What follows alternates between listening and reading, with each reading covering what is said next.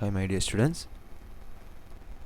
So, in the last class, we have discussed about the conventional energy sources or the non renewable energy sources. So, in this section, we will discuss some of the alternative sources of energies to use instead of the conventional energy sources. They are also known as the non conventional energy sources. So, the first and most important one, that is the solar energy. You know that solar is the term which is relating with sun. For us, sun is the major source of energy. Due to the nuclear fission reaction, the hydrogen atoms combine to form helium.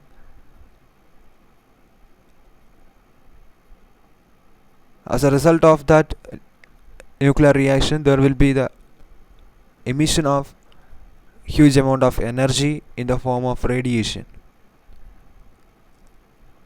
So that radiation pass to the atmosphere and it will reach the surface of the earth. Actually, only the half of the portion of the radiation will reach the earth, and half of the portion will be get neutralized or get consumed by the atmosphere itself.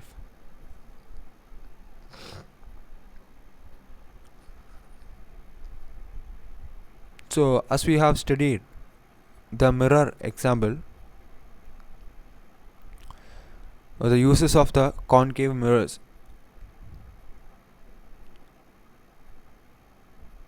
you have seen that the concave mirror is using for the purpose of the solar cookers. The concave mirrors are the converging mirrors. So they converges the light ray to a point that is at the focus. So all the total energy will be converged to one point. So if you are keeping a cooker over there on the focus of a concave mirror,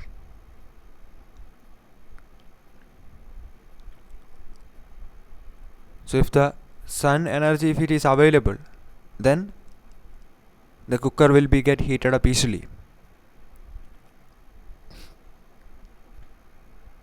because all the energy is conserved or the concentrated over at one point, or our cooker is also over there, so it will get heated up, and in such a way you can bake the whatever the food materials or cook the food materials. And one more thing, the black will consume more heat. The black color will consume the more heat. So the cookers whichever we are keeping at the focus of the concave mirror will be painted by a black color for absorbing more heat.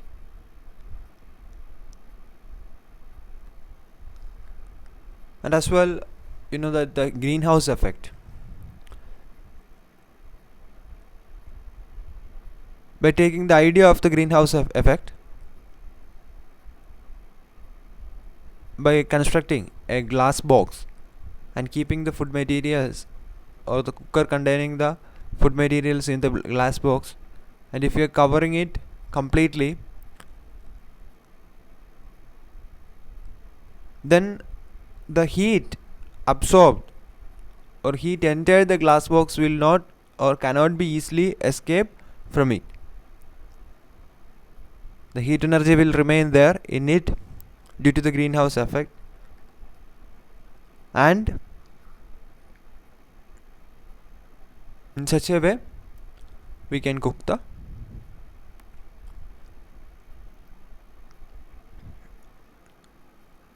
food. in your textbook, figure number 14.6, a solar cooker is there, but that one is a plain mirror, and in a box the food material is kept. From the plain mirror, the light rays are getting concentrated over the food materials. In such a way also the solar cookers can be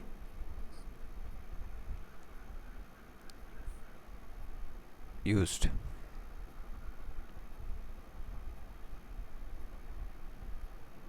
So there are some limitations for this solar cookers and the usage of the solar energy. That means if the sun is not available, if the sun energy, if it is not available, that means suppose in the night time, or if it is a cloudy day, then the enough amount of the sun energy will not be available. So in such cases we cannot operate this kind of equipments, this concave mirror or plane mirror, solar cookers. So the scientists have invented another material that is known as the solar cells. Solar cells have the ability to consume the radiation energy, the energy in the radiation or the solar energy, and they will convert that into the electrical energy. That effect it is known as the photoelectric effect. The light energy is converted into the electrical energy, and they will store that energy, and whenever we need the energy, we can use up that stored energy there in the solar cells. So even in the night time also we can use that. That means in the deficiency of the heat or the solar energy, then you can use up the stored solar energy in form of electrical energy with the help of the solar panels, or we can say the solar cells. The combination of solar cells is known as the solar panels.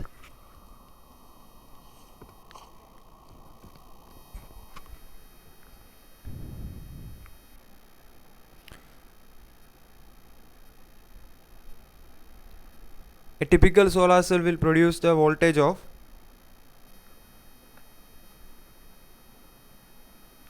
0.5 to 1 volt and produce about 0.7 watt power.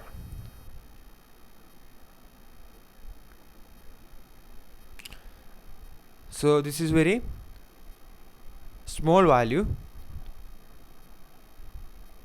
means the power value and as well the voltage value, it is very small, you know that.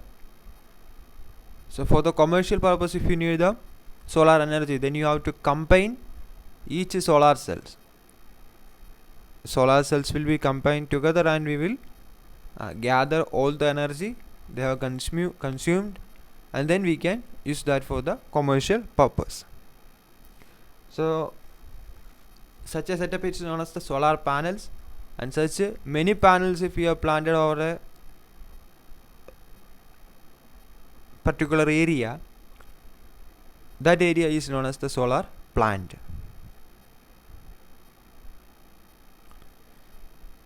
So the solar cells are having some advantages as well. There are some disadvantages also, so we will discuss the advantages. So the major advantage is that there is no moving parts in the solar cells. In the case of the turbines, means hydro energy thermal power plants, whichever you are considering, the turbine is there. So actually the turbine is rotating, and due to the rotation we can obtain the electrical energy. So there are the chances of the tear and wear is more. But here there are no moving parts, hence that cost will not be the tear and wear cost will not be there in the case of the solar panels or in the case of the solar cells.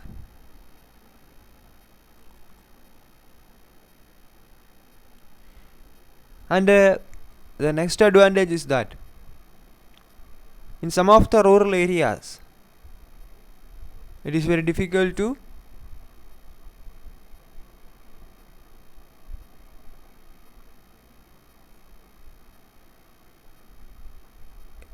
provide the electrical energy, because maybe the distance will be very high.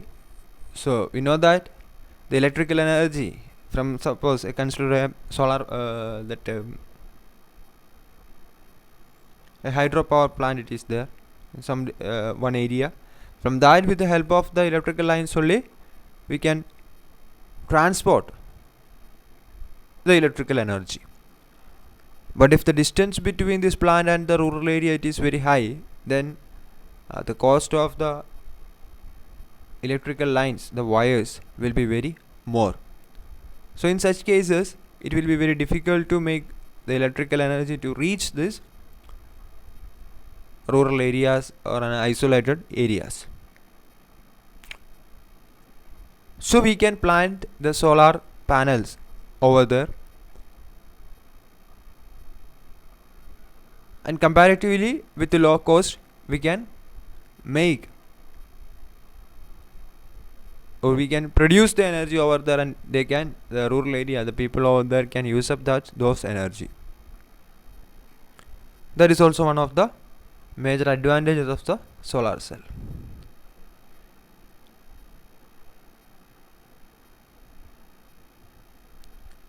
It is presented, or it is explained in your textbook. It is like that. Another advantage is that they can be set up in remote and inaccessible hamlets. So if you are using these all words, the face value of your paper will increase, and that will for the examiner, those who are checking your paper will get more attracted, and the chances of getting the more mark will be there. So the hamlets are very sparsely inhabited areas in which laying a power transmission line may be expensive and not commercially available. So in such cases we can use up the solar panels or the solar energy. Now the disadvantages. The solar panels or the solar cells are constructed, or the major parts of the solar cells are the silicon. Actually the silicon availability of silicon is more, but the pure form of the silicon which is needed for the construction of the solar cells, that the availability of that pure form of the silicon is very less. And as well, the solar cells are interconnected with the material silver. You know that silver is very costly. So in such a way, the cost to the initial cost, we can say the initial cost to purchase a solar cell or a solar panel will be very high.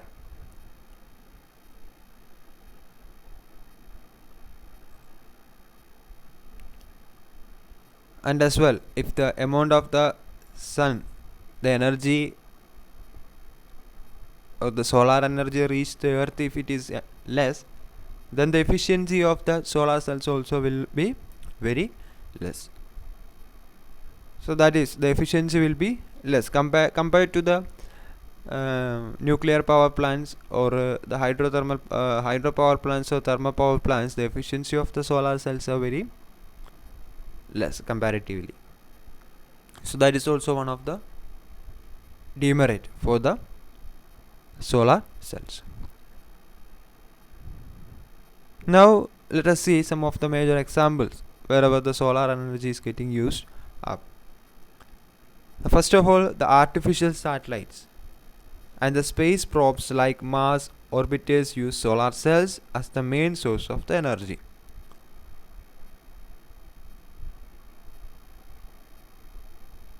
So the celestial travelers as well.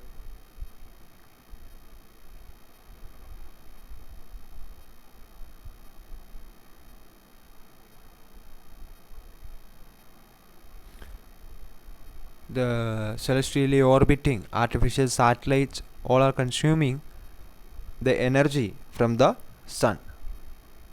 So the solar panels will be there on their wings, and the solar panels will convert the solar energy into electrical energy, and that electrical energy will be used by the satellites or the celestial travelers for the purpose of transmission of the images, or what we can say, the transmission of the signals from space to earth.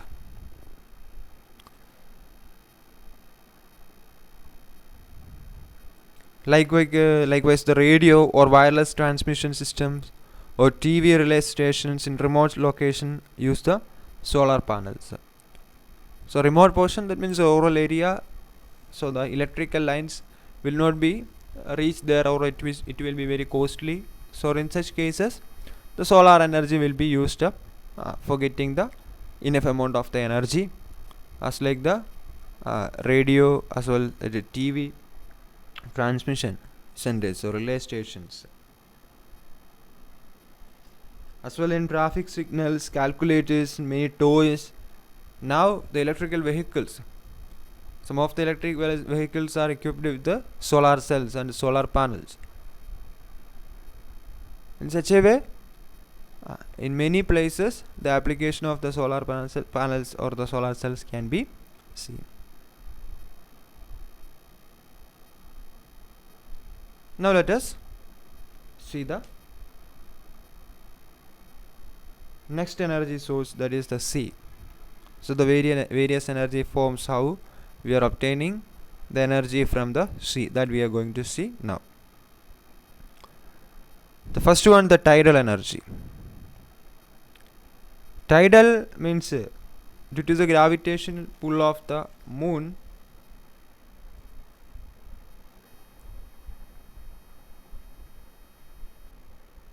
over the earth.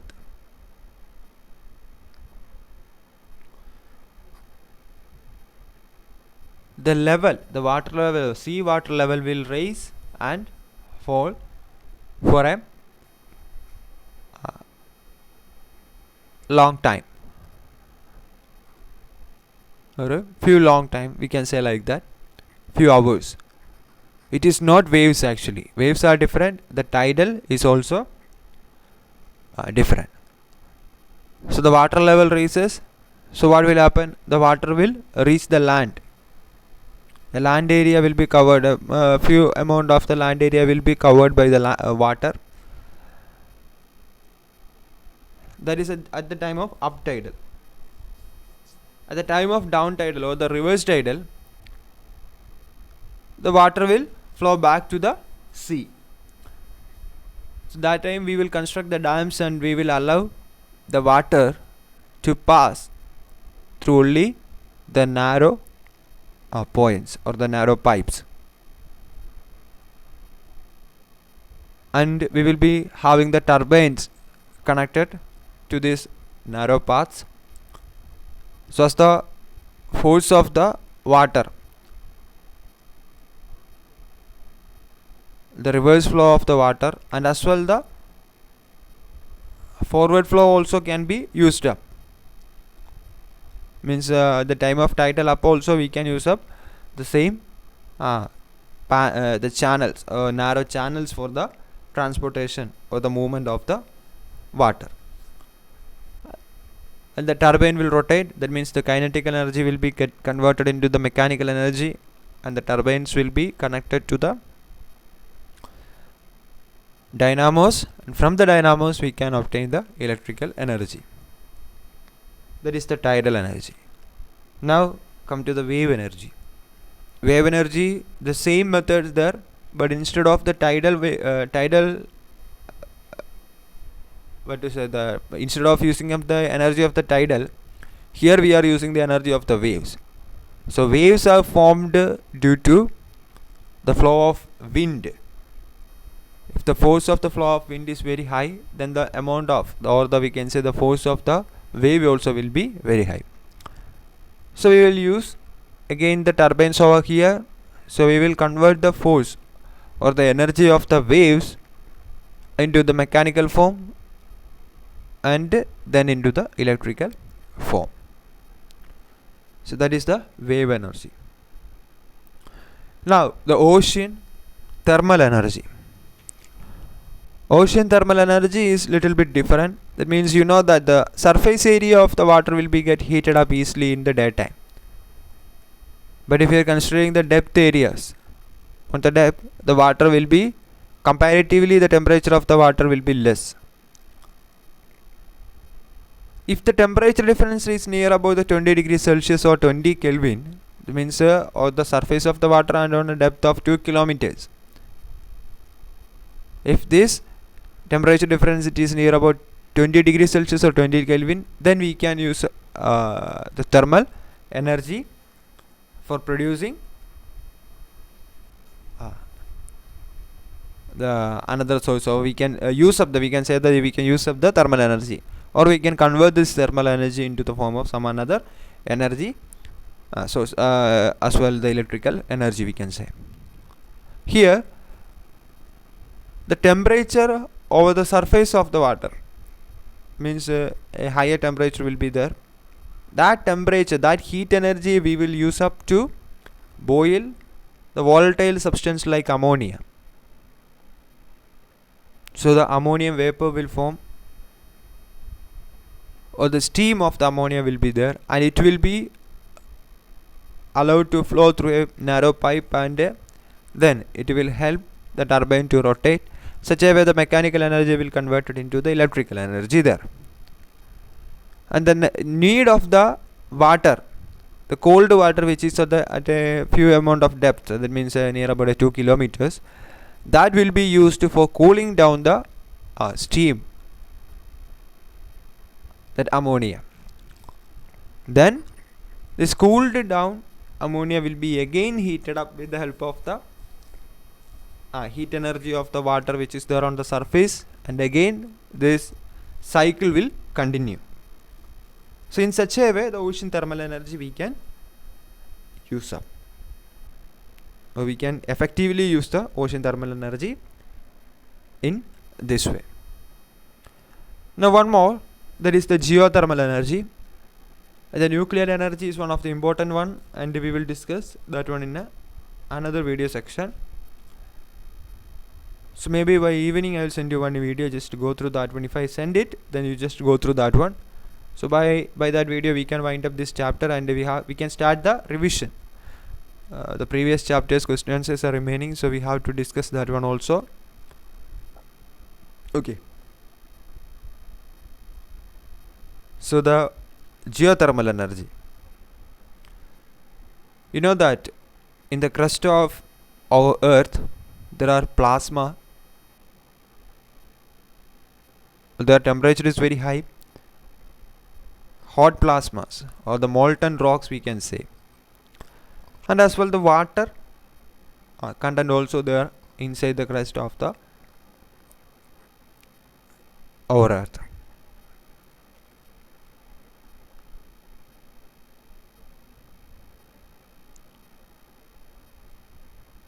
So the plasmas are there on the inner core. In some cases, due to some geological changes, this will be get shifted to the upper portions, and will be get trapped somewhere in on the upper crust, or we can say the outer crust. So actually the water content is almost near to that areas. So in some cases this water content will be get in contact with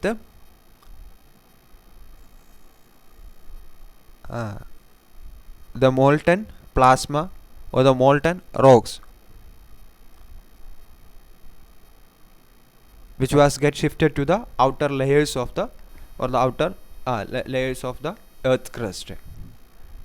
So you know that as the temperature of these plasmas are very high, the water will get boiled up and it will get converted into the steam, and this steam will try to escape the crust through the surface of the, that means that such a pressure in the pressure cooker, as you have opened the vessel, the steam will there will be a burst out will be there. The same way this steam will also will try to get out as the pressure is very high. So through some of the pores over there on over surface of the earth, they will find some way. The availability or the places where this molten plasma is get shifted outer layers, it is known as the hot spot, and the spots where the steam is getting into the surface of the earth, that is known as the hot springs. So the steam will be get outside of the crust in such a way as the pressure cooker, the steam is getting outside of the pressure cooker through the know about the nozzle upon the seal of the pressure cooker. You know that the energy of this, as the pressure there inside is very high, so the with a great energy the steam is getting outside. So this energy will be get converted into mechanical energy by keeping the turbine over there, and we can rotate the turbine, and as the dynamo also will be get rotated, and in such a way we can produce the electrical energy. Actually the availability of such hot springs or the hot spots are very less. The cost for the consumption of this energy is very less, but still the availability of such places are very less in number if you are considering the entire world.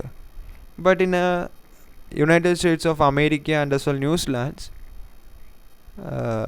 in some areas, some particular areas there, the amount of the or the number of the hot springs there is very high.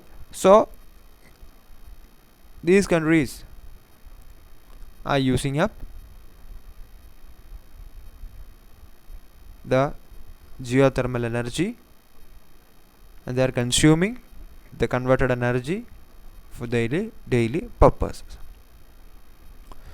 So these are the major non-conventional energy sources or the alternative energy sources. The alternative energy sources, that means you know that the non-renewable energy sources will not last for a long time. As we are consuming it, the amount of that energy source is getting reduced. It is getting reduced. So by a time we have to conserve that non-renewable energy sources. For that purpose, we have to find some alternative methods or the alternative sources of the energy. That is why these sources or the renewable energy sources are known as the alternative energy sources. So the nuclear energy and the question answer section of this chapter we will discuss. So go through the textbook very well, read the textbook and each and every line. Okay, line by line you just read the textbook and understand the concept. That is the most important thing. So we can wind up the class, and thank you.